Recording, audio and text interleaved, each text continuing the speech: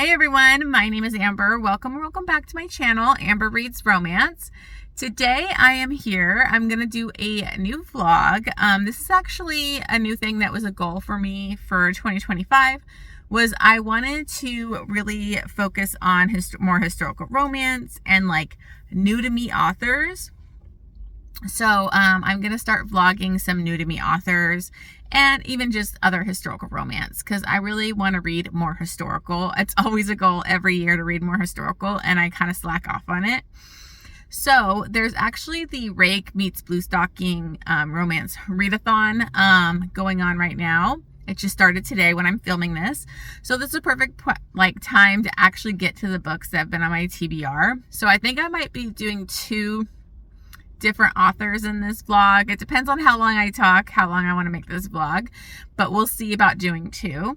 So let's go ahead and quickly get into it because I already started one book and I'm on my break at work, so I need to hurry this video along. So let's get started with this vlog.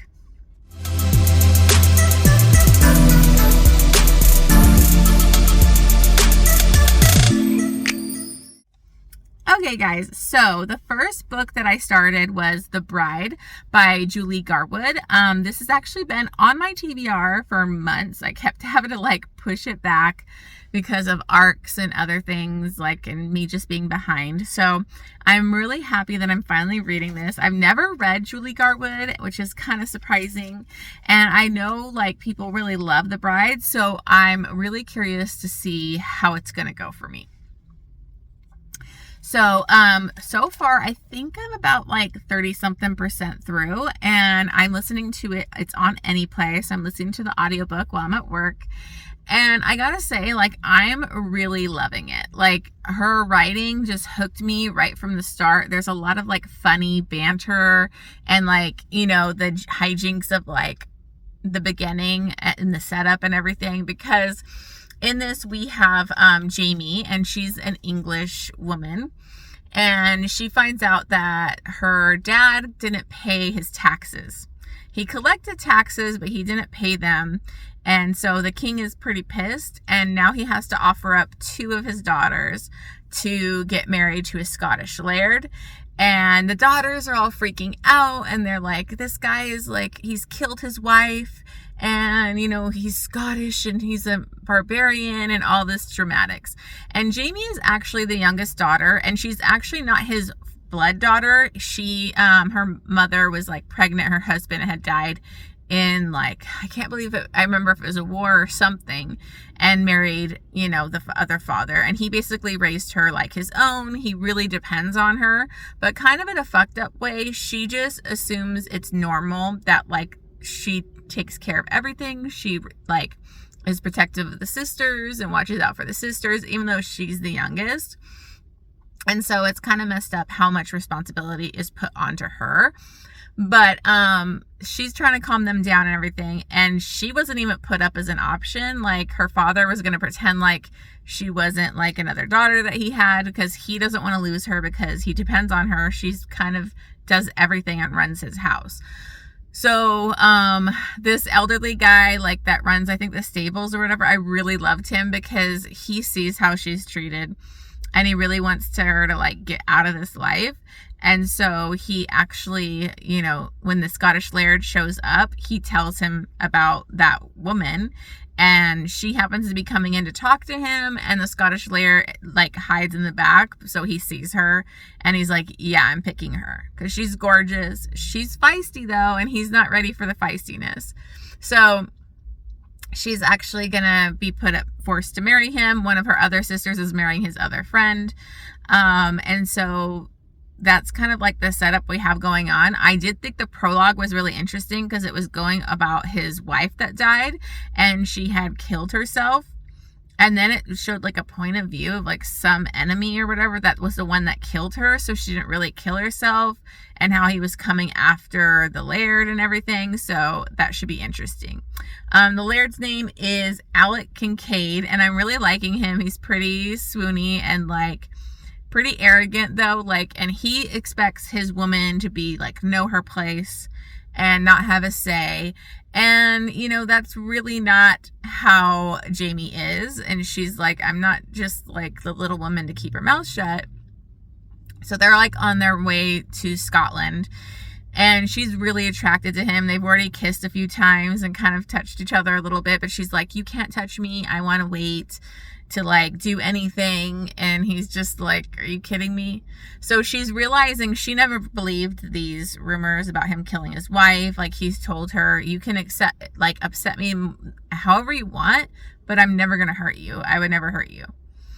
There was a point where these guys kind of attack them and she actually like protects her older sister, and her older sister kind of put her up like as a shield, and he notices this and calls it out, and he's like, that's crazy. Aren't you the youngest?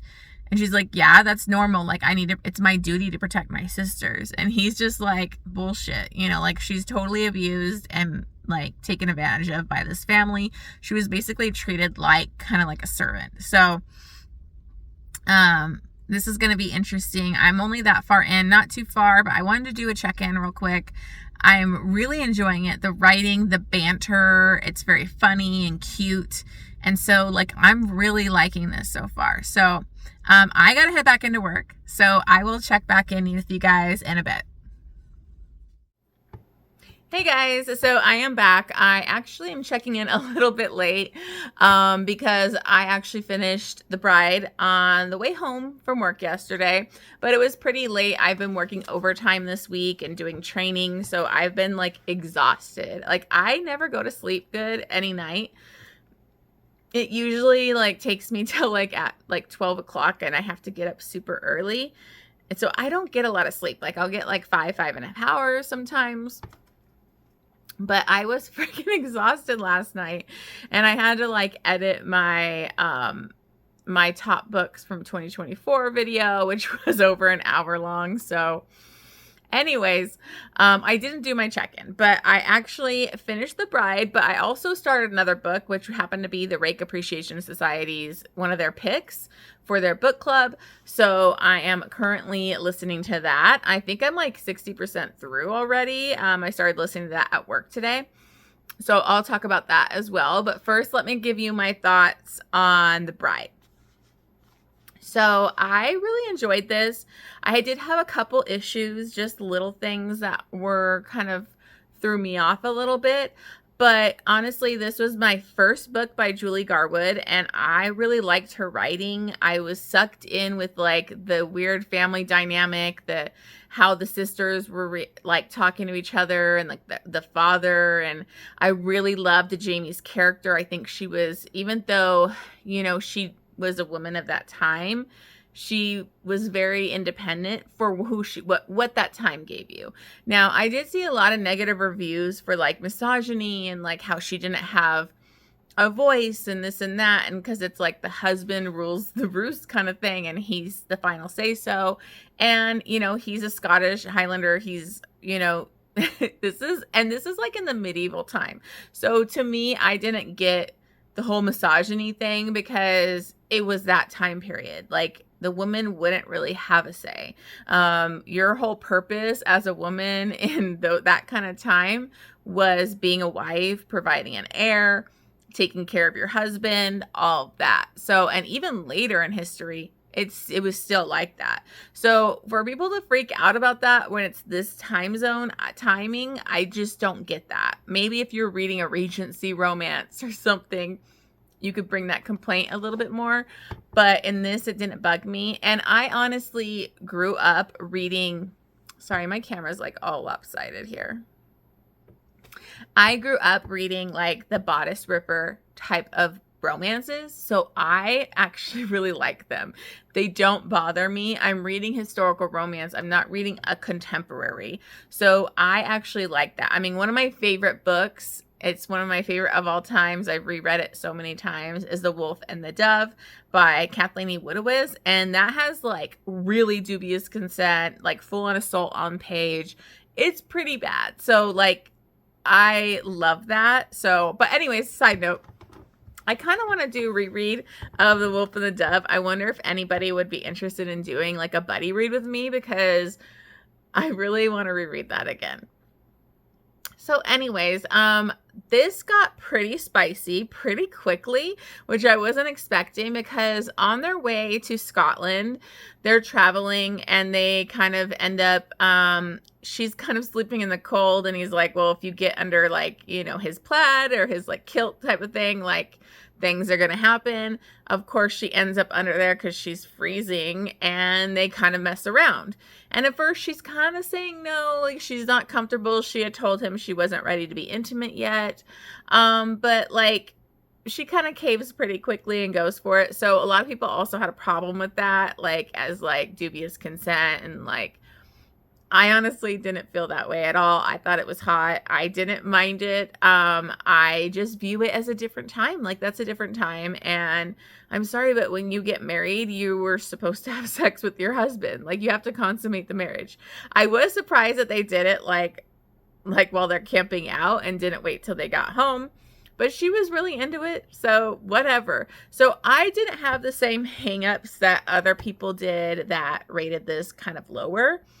I thought the banter was great. I thought, you know, he could come off a little bit of an asshole. He's really tough. He looks at women like as she's needs to know her place and be the wife. And, you know, she's not allowed to kind of have a say in things. And so a lot of people get rubbed the wrong way with that. I just view that that's the time that this historical romance is set in, so it doesn't bother me. It did get a little bit much because it was constantly like the way they bantered. But then I eventually kind of took it as that's his like kind of banter. Like, he's giving her shit, you know? So I didn't totally mind it. But what I loved was Jamie was just such a firecracker, even though she was kind of treated like she was like a Cinderella to her family. But like, you know, her dad like didn't like, and she didn't even think it was wrong. She thought this was normal, but she was kind of an outsider in her own family. Like, she was the one that had to get everything done. And, you know, Alec recognizes this and kind of points it out, and she gets upset, but he's right, because he's like there's one point where she's talking about like when they get like this rocking chair, and I'm jumping all over the place, sorry. But they get this like rocking chair thing, and she was talking about how her sisters would sit on her dad's lap and he'd read a story. And he's like, well, where were you sitting? And she's like, well, there wasn't room for me, so I stood to the side. And he's like, what the fuck? You know, do you think that's normal? She had to do like all the chores, and he realizes she feels like she always has to be doing chores because he doesn't even want her to like do all this stuff, you know, and put herself out and get things done herself. But she always did that so that her father would notice her and see her worth in that family. So, it's some interesting stuff. So I really liked Jamie, and she fought back with Alec a lot, and they had really good sexual chemistry. But she is trying to find her place in Scotland. Her sister went and was married to his friends, so they're kind of separated. There's a point where her sister like kind of runs away to her because the guy isn't having sex with her and he has a mistress and all that kind of stuff. But it's just interesting. There's so much going on like with her day-to-day life and trying to find her place there. She does have some, you know, people that really respected her, because what I loved is she was really into healing. So she really helped out like the other Klansmen or whatever, with like injuries where they were like riding off the guy as dead. And she's like, I can save him. Like, I can help him. So they really see her worth, but she does get herself into bad situations like over and over. So what I found with this was it was kind of like a rom-com to me, like a historical romance rom-com. There's all these silly hijinks, and she's like almost starting wars multiple times. But the thing that I didn't like about this was the suspense element. It just was really weird because we had that prologue of this enemy that had like killed his wife. And like now she's getting kind of attacked. She was like pushed in a building and like it was set on fire and all this kind of stuff. And like, so it was interesting. It was interesting plot. But then the way it was like revealed who it just came out of left field to me. I didn't really think it had good hints to who it ended up being. And I didn't really like that Now, they don't say she's slow or anything. They do say this character is like childlike. So it felt like I didn't really like that that's the character. And they say she's like mentally unstable. And I just didn't like that. And so it ended up being his previous wife's sister because he was supposed to marry her. But when her husband died and she was like pregnant, the king like wanted him to marry her. So she basically killed her own sister and then wants to still be with him. And then like literally like that's it. It's just revealed. They kind of set a trap for her, but it just kind of goes wrong. And she almost like gets Jamie and all this stuff. So like, she's like, well, what are you going to do to her when he knows who it is? And he's like, you don't need to know, because he's trying to protect her and not have her get her hands dirty or anything. And so you kind of don't, like, you just assume he got rid of her kind of thing. At least that's what I was thinking. I kept going back, like, who is this chick? Because I listened to it on audiobook and I couldn't remember the character's name. And so it took me a while to figure out that it was that chick that we barely had in any scenes. And I didn't really feel like it would have been her. And so I just felt like that was kind of all over the place. It kind of took me out of the story a little bit and made me go like, what the fuck? But I did really enjoy this. I really liked the writing. I loved the comedy elements. I loved the spice was really good. I do think they could have had more time together of intimate kind of connection, because it did feel a lot of surface level, like physical affection type of thing. So it could have been a little bit more of that to, you know, give me the full vibes.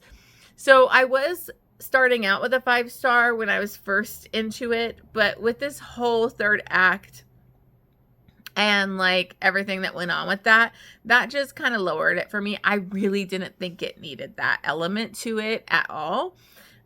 So I think I'm going to set with like maybe a 4-star, maybe 4.5. I don't know. Like, I don't know, because I did really enjoy the writing and I want to read more from her. So I don't know. Like, it's tough. I've been sitting with what my rating is going to be for a while, because I just really didn't love that suspense element. And then who we ended up giving it to, the person that has a mental handicap or whatever. Like, I didn't love that, but I didn't have a problem with like the sex or, you know, the misogyny in this book at all. So we'll see what I want to what I want to do. I think I might give it a 4.5 because I still really enjoyed it. I just didn't love that suspense part. That's the part that like I literally had to look up. I'm like, wait, who is that character? I was like, who is she? And then it was just done. Like, there was no fault, like no big to do about it. So I don't know, weird. Okay, so on to the next book that I'm reading. Hold on, let me pull it up here. Okay, so the other book that I'm reading that is actually the book club pick for the Rake Appreciation Society is The Silent Duke by Jess Michaels. I am listening to this. It is on Anyplay if you are interested. And I've never read Jess Michaels, so this is a new to me historical romance author. That's why I'm having this in here too. Because this is basically, I'm starting these blogs, obviously, of like new to me historical romance authors. So I was didn't know what to expect. This is like a friends to lovers. He's a mute hero. So he was mute his whole life. His father was really abusive to him and kind of was like had him almost like locked away, didn't want him to be the Duke, until his uncle took him away and like raised him. And then he's a Duke now. His father's passed and he had to I think this is the 4th book in a series. And so I'm coming in at the 4th book. So I don't really know if this stuff was brought up in the previous books. I don't know if this couple was like seen throughout the series. So you kind of know them together as like really close, good friends. So I don't know, maybe that is already set up in the previous books and that's kind of what I'm missing. But again, like I have so many issues with friends to lovers. I'm very picky. And if I don't really feel the friendship and I'm just told how close they are, I have a hard time with it. So this is a friends to lovers. She became friends. Sorry, what was her name? Charlotte is friends with Ewan, I believe his name is. And they basically, it is kind of nice because this is like kind of almost a snowed in vibes. She was gonna go to his place for this house party. Other people were supposed to be there, but the weather was really bad and everybody got kind of stuck, so they couldn't cross this bridge because it's too dangerous. So she's finally gonna be kind of like alone with him.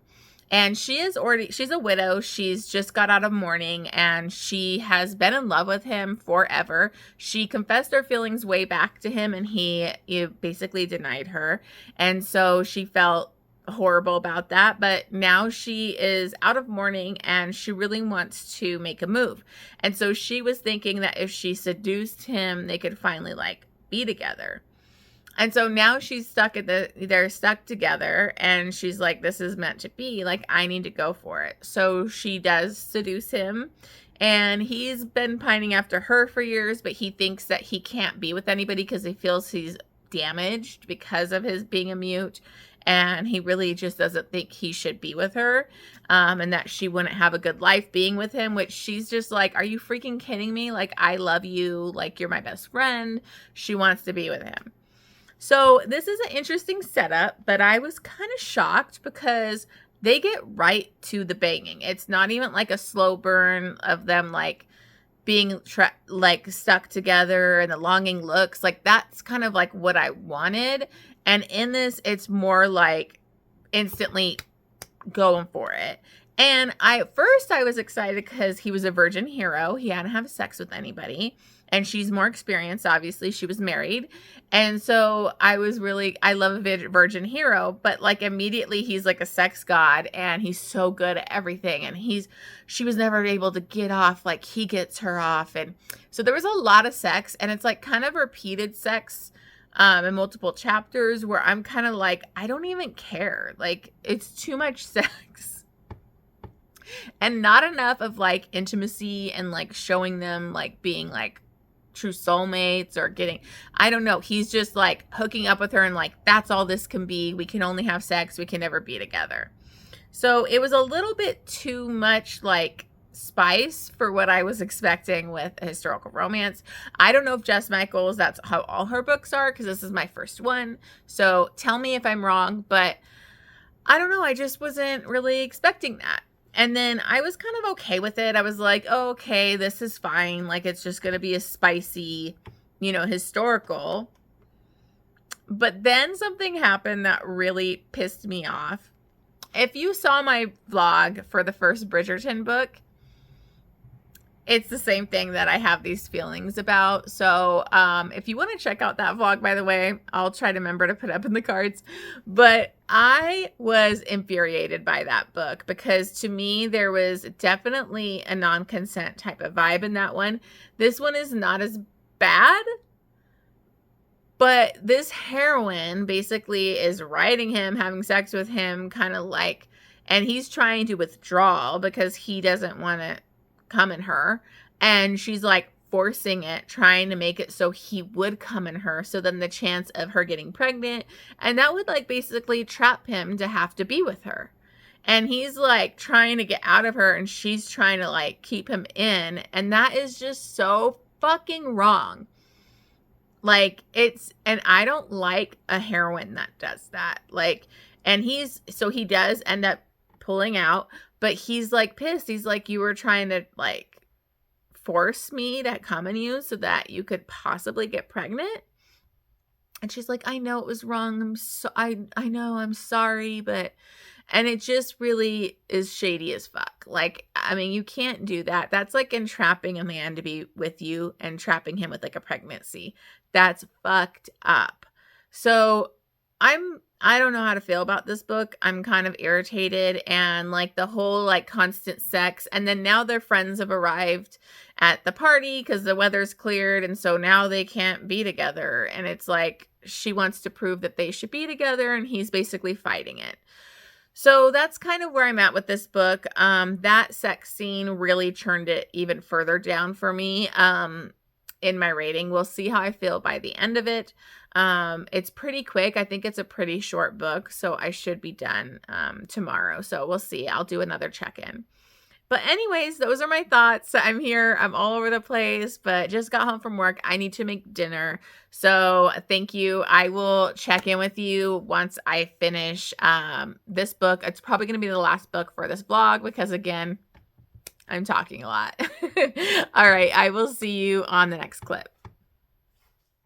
Hey guys, so I am back with my final check-in. I believe for this vlog, I think I'm just going over the 2 authors that were new to me. And it didn't go so great on this last book for me. I'm at work. Took a while for me to get to this check-in, but I did finish. I pushed through and I finished The Silent Duke, and I probably should have DNF'd it after that scene where she basically manipulates him and, you know, she's seducing him, and then she kind of makes him go, and she's trying to keep him inside her so she could get pregnant, and it just felt shady as fuck, and I didn't like it. But I figured, you know, I'm going to keep going. I'm going to give this a shot. I didn't like this book. I am pretty harsh on it when I decided to go write my review.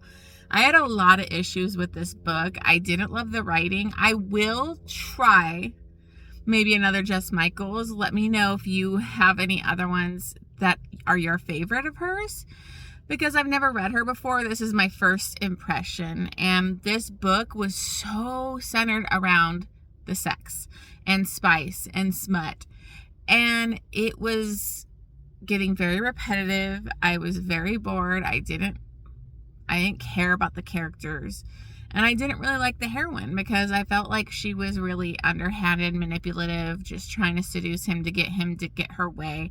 Then she wanted him to finish in her so that she could pretty much trap him into a pregnancy, because he did not want to be with her. He was pushing her away, that typical hero where he's a mute and he feels like he's damaged goods, and he was abused by his family, so he thinks that he can't have kids because he could pass this on to his children and all of that.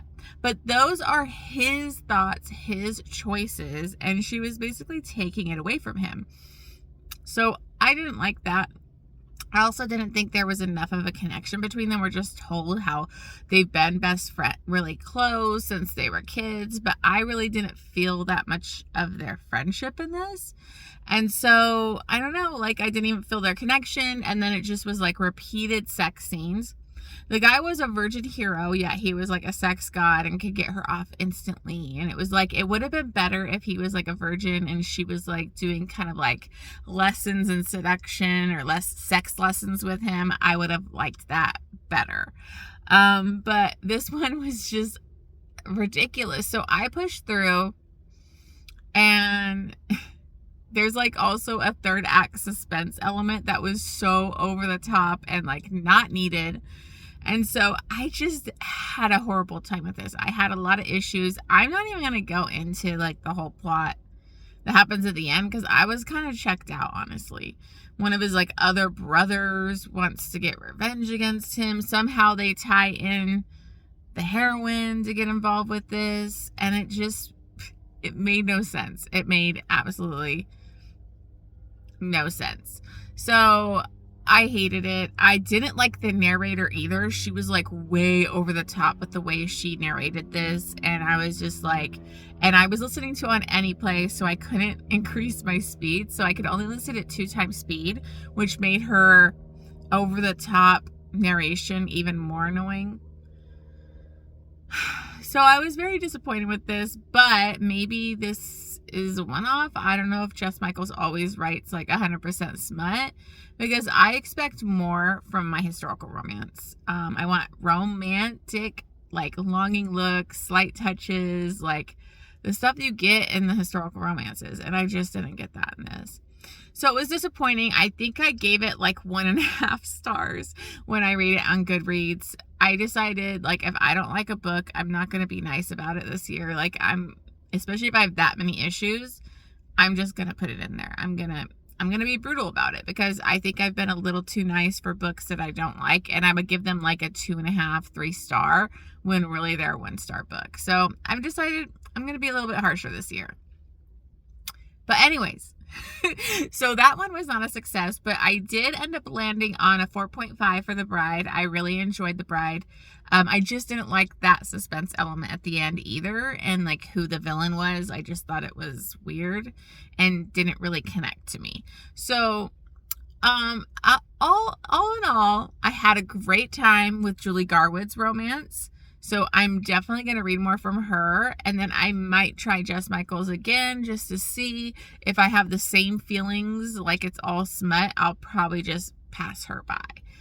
But anyways, thank you for watching this. I'm trying to get some more historical romance stuff, new to me authors read and to you guys. So hopefully we'll get some more vlogs out soon. All right. Thank you so much. And I will see you guys on the next one.